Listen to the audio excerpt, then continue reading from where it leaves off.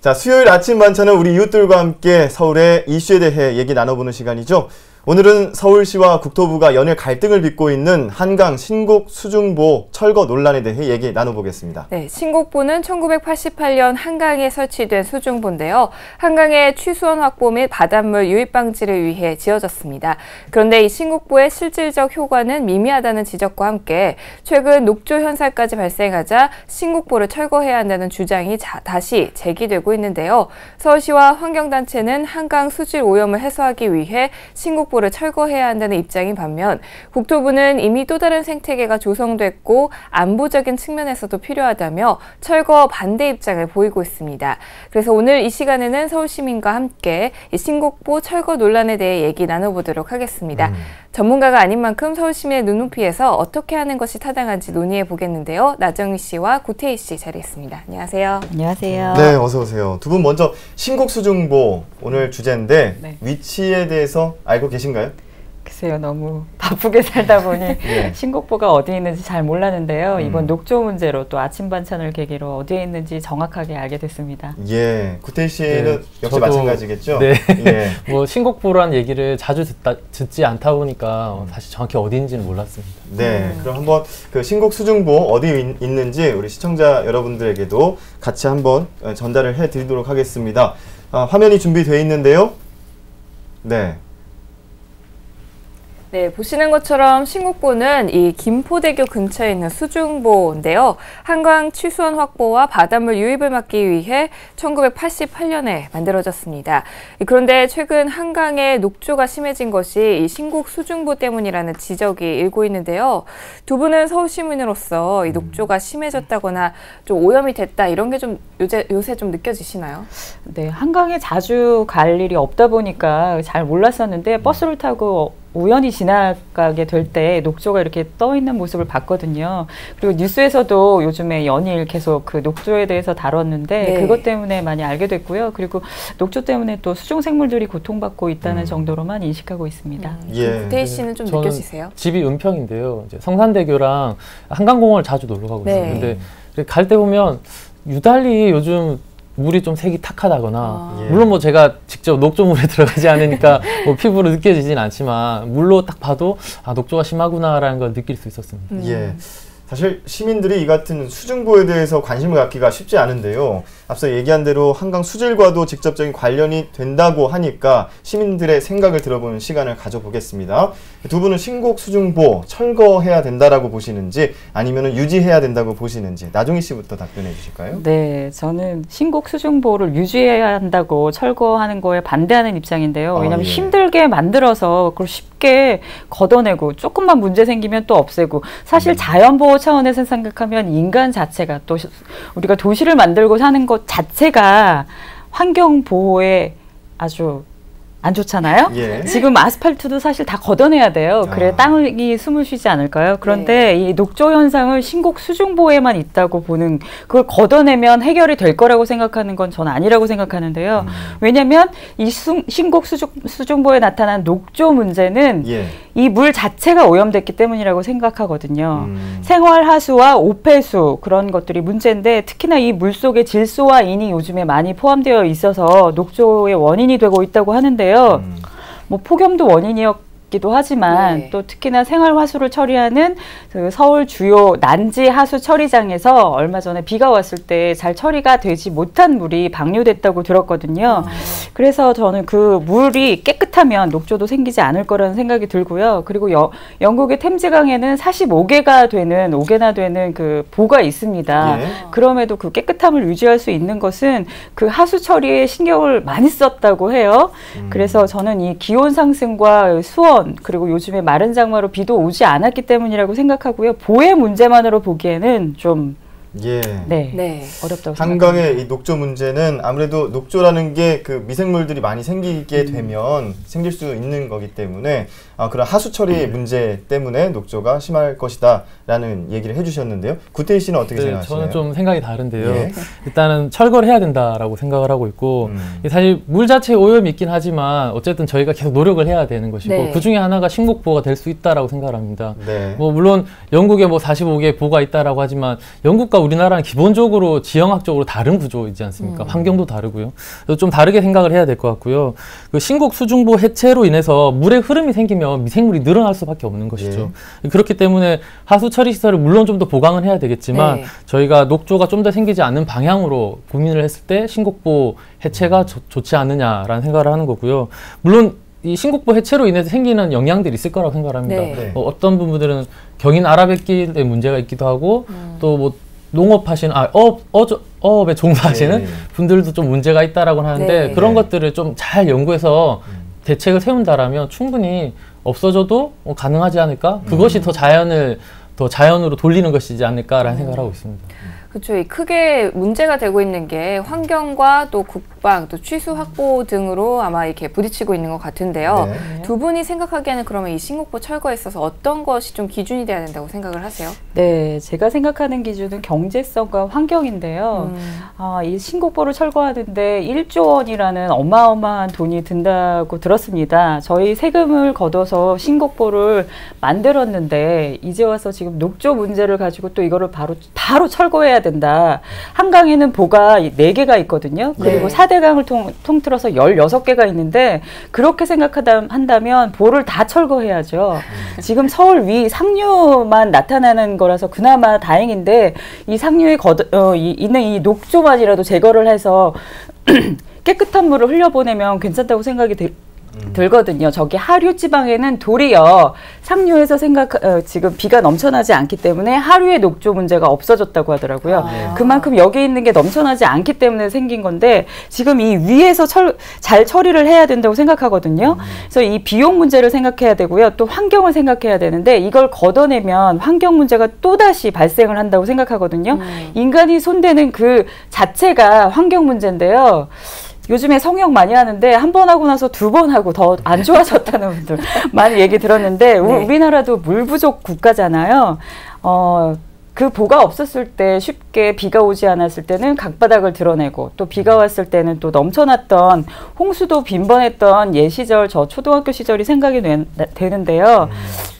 이 녹조 문제를 가지고 보를 철거해야 한다는 것은 여러 가지로 생각해 봐야 될 것이고요. 그리고 그 철거로 인해서 또다시 뒤집어질 25년 동안 유지되었던 이 자연 생태계가 또다시 뒤집어질 것을 생각했을 때 저는 다시 한번 잘 생각해 봐야 된다고 생각합니다. 예, 경제성과 환경 문제를 짚어주셨고요. 구태희 씨는 어떻게 보시나요? 제가 이제 국토부 자료를 좀 찾아봤었는데요. 뭐 2013, 12, 뭐 11 이렇게 매년 보도 자료들이 좀 나왔더라고요. 네, 근데 그 장점만 항상 설명을 하세요. 보면 뭐 외국의 사례를 통해서 뭐 좋은 일이 있었다. 그래서 또 강 주변에 뭐 시민들이 많은 참여를 하고 뭐 유흥시설들이 생겼다. 뭐 이런 장점들만 얘기하시고 뭐 4대강 수질이 개선되었다라고 얘기는 하시지만 사실 눈 가리고 아웅이라고 생각을 하는데요. 사실 이미 대구 지역이나 낙동강 뭐 중상류 다 이 보로 인한 오염들이 심각하다고 각 환경단체들이 고발을 하고 있지만 사실 뉴스에 잘 안 나오는 현실 뭐 이런 것들을 봤을 때 과연 보가 4대강이 수질을 개선했는가라는 뭐 물론 주제가 지금 너무 넘어갔는데요. 어쨌든 녹조 발생과 관련해서 폭염과 가뭄이 과연 단순히 그것만의 원인일까? 신곡 수중보가 아무런 관련이 없을까에 대해서는 좀 고민을 해봐야 될 거라고 생각하고요. 어쨌든 국토부나 서울시든 좀 객관적인 데이터를 가지고 얘기를 했으면 좋겠다라고 생각하고 있습니다. 예.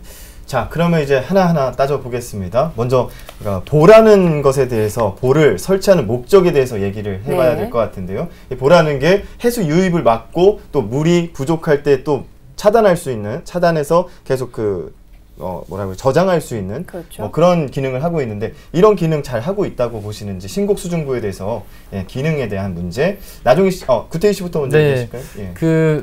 예전에 이제 87년도, 88년도에 이제 예. 뭐 한강에 수치를 하는 상류를 수치를 하는 것들은 시설이 이제 발달해 있지 못했었겠죠. 예. 그러다 보니까 이제 보를 설치하고 물을 이제 이렇게 끌어왔을 텐데 네. 사실 이미 2011년도 6월에 수치장이 강북으로 이전을 했습니다. 그래서 사실 지금 거기 신곡보가 없어진다고 한들 상수도 수치에는 아무런 뭐 문제가 없는 것이고요. 또 이제 일부분들이 뭐 공업 용수가 뭐 확보가 안 된다 이러는 분들이 있는데 예. 사실 영등포 정수센터에서 뭐 그 공업 용수를 치수를 하는데 상수도 사업본부에 의한 이제 검토 의견에 의하면 전혀 문제가 없다라고 예, 제출을 했더라고요, 서울시에다가.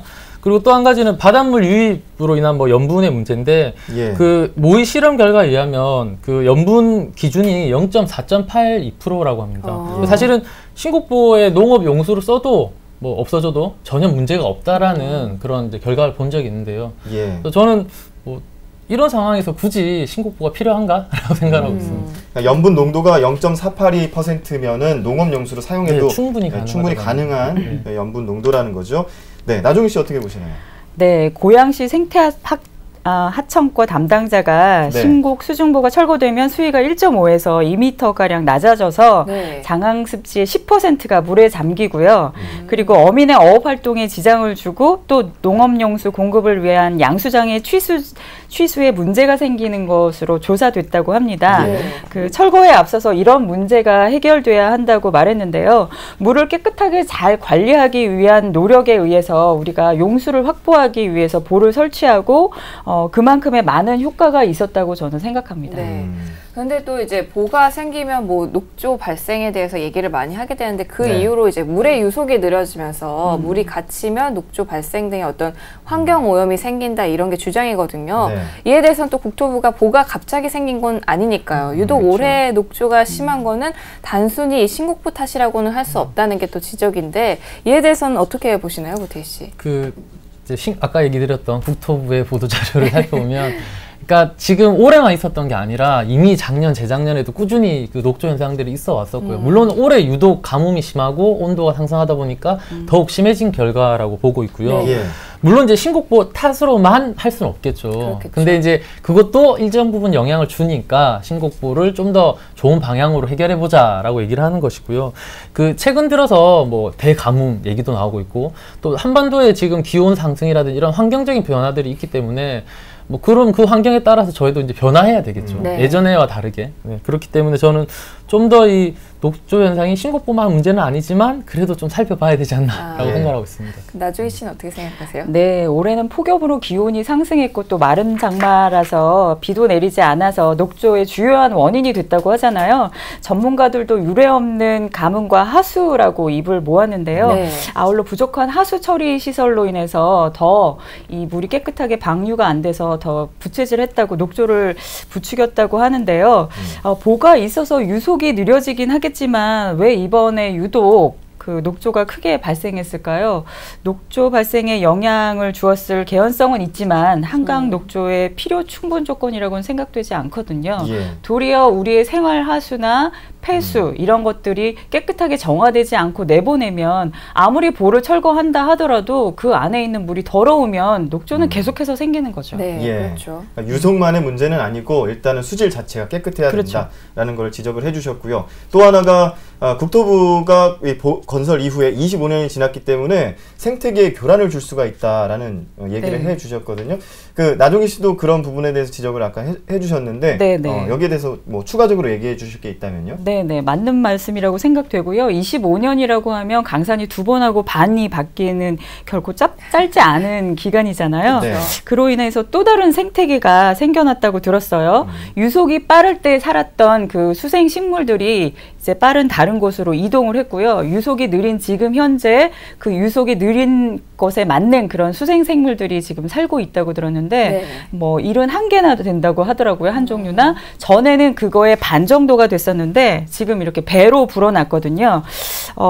그것을 보더라도 예전보다는 정말 한강이 많이 깨끗해졌어요. 저 초등학교 때 그 상도동에 살 때 늘 한강을 지나다니고 아버지하고 뭐 이렇게 뭐 구경도 하고 예. 그랬을 때 생각해 보면 그 악취가 나고 오리나 뭐 이런 수생생물을 볼 수가 없었거든요. 하지만 지금은 그래도 예전보다는 많이 깨끗해졌습니다. 예. 네. 일단은 보를 철거하게 되면은 생태의 교란을 일으킬 수 있다라는 주장이시고 네. 반대되는 의견 분명히 있겠습니다. 네, 구태희 씨 네, 어떻게 보시나요? 좀 다른 전 자료를 봤었는데요. 예. 이제 환경운동 연합이 조사한 자료에 따르면 한강 서울 구간의 수생 곤충의 종류가 이 평균 그 강에 사는 수생 식물들의 곤충들의 3분의 1밖에 되지 않는다라는 네. 자료랑 그리고 또 생물 다양성 지수라는 게 있죠. 요즘 많이들 얘기하는데 그것도 4분의 1에 불과하다라는 자료를 본 적이 있습니다. 네. 그래서 기본적으로 다른 강이나 이 살고 있는 어떤 식물들의 양이 극히 작다, 한강이. 그리고 뭐 한강이 이제 새로운 환경이 자리 잡았다라고 하지만 이미 그 환경이 좋은 환경이 아닌 것이고 네, 예전에 정말 더 좋은 환경이 있었는데 그 한강으로 돌아가야 되지 않나라고 생각을 하는 거고요. 예.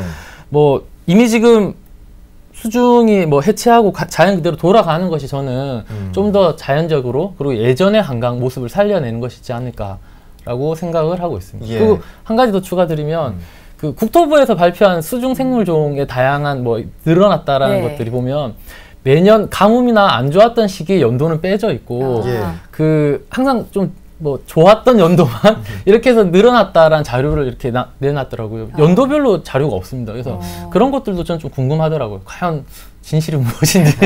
네. 자, 그럼 이제 서울시하고 국토부 간의 문제는 지금 얘기했던 보의 기능이나 환경 문제를 얘기를 했는데 여기에 이제 국방부가 끼기 시작합니다. 그러면서 국방부는 안보 문제를 가지고 보 철거는 있을 수 없다. 뭐 예를 들어서 북한 잠수정이 침투를 할 경우에를 대비했을 때 보를 철거하게 되면 이런 부분들 드러날 수가 있게 된다. 문제 생길 수 있다. 이런 주장인데 구태희 씨 어떻게 보시나요? 네. 사실 안보 문제를 들었을 때는 좀 너무 황당하다는 생각이 들었어요. 네. 우리나라의 국군 장병들이 폼으로 군대에 가는 것도 아니고 무시하는 발언이신 거죠. 그리고 제가 이제 너무 자료가 없어가지고 사실 서울시에 정보공개 신청을 했어요. 그래서 예. 봤더니 이미 이제 2001년도에 고양과 김포 등의 한강 하구 지역에 철책선을 철거하는 이런 협약을 했더라고요. 그리고 2008년도에는 이제 거기에 고양시랑 김포시랑 뭐 9사단, 17사단이 군 철책 제거 협약을 이제 하는 거죠. 네. 예. 뭐 수중부 하나 없어진다고 만약에 군사적 침입이 생긴다 또는 북한이 쳐들어온다 이건 좀 이해가 안 되는데 그리고 그 철책 제거를 하면서 사실은 247억이라는 돈을 들여서 뭐 야간 감시 장비라든지 또는 탐조 등이라든지 CCTV 이런 것들 다 설치했다라고 들었습니다. 네. 뭐 거기에 뚫린다라면 사실 할 말은 없습니다만은 어쨌든 전혀 저는 문제가 없을 거라고 생각을 하고요. 예. 어쨌든 뭐 이런 걸로 안보가 뚫린다 이렇게 얘기하는 사실 국방부가 저는 무슨 의도인지가 궁금하기도 하고요. 네. 네, 그렇습니다. 예, 나종희 씨도 웃고 계신 거 보니까 이 부분에 대해서는 할 말이 또 있으신 것 같아요. 그렇죠. 이런 주장은 글쎄 너무나 예스럽지 않나요? 네, 지금이 어떤 시대인데 네. 네, 환경부나 또 이렇게 뭐 경제적인 문제나 이런 신곡보를 통해서 그런 문제를 주장하는 것은 타당하지만 갑자기 국방부가 이런 문제를 들고 나오는 건 좀 우스워요. 예, 일단 두 분의 의견 시민들이 바라봤을 때는 네. 이 보와 북한 잠수정 침투는 그렇게 연관성이 희박할 것 같다. 옛날에는 통했을 거예요. 다 불안해하고 막 그런 얘기하면. 네. 예전에 87년도에 네. 간첩 사건이 있었어요. 네. 그때 아마 그런 일이 있었다고 하더라고요. 한강을 통해서 왔다 갔다 하는. 예. 근데 그때랑 지금은 너무 다른 것 같습니다. 그렇죠. 네. 시간이 많이 흘렀죠. 마지막으로 다뤄볼 게 이제 비용 문제인데요. 국토부가 철거를 위해서 드는 비용이 1조에 달한다고 지금 얘기를 하고 있습니다.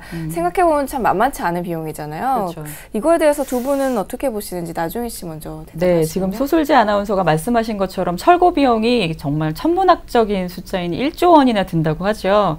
우리가 무엇을 지을 때도 굉장히 신중해야겠지만 철거하는 데 있어서도 정말 신중해야 된다고 생각하거든요. 예. 여러 외국의 사례나 이런 것들을 철저히 분석해서 우리나라가 그거를 전철을 밟지 않게끔 해야 되겠는데 저는 이 철거 비용을 도리어 수질 오염을 깨끗하게 하는 수질 개선에 좀 투자했으면 좋겠는데 첫 번째로 하수 처리, 저는 이게 제대로 돼서 지금 방류가 되고 있나 다시 한번 의심이 되는데요. 이번에 녹조 문제도 그렇고 몇 번씩 드러나는 이런 녹조 문제가 물을 깨끗하게 처리하지 못하는 과정에서 생길 것 같다는 생각이 들고요. 그리고 우리도 또 가정에서도 그거에 노력을 해야겠죠. 샴푸 2번 할 거 1번만 하고 좀 이런 것에 신경을 써야겠고요. 그리고 일본의 경우에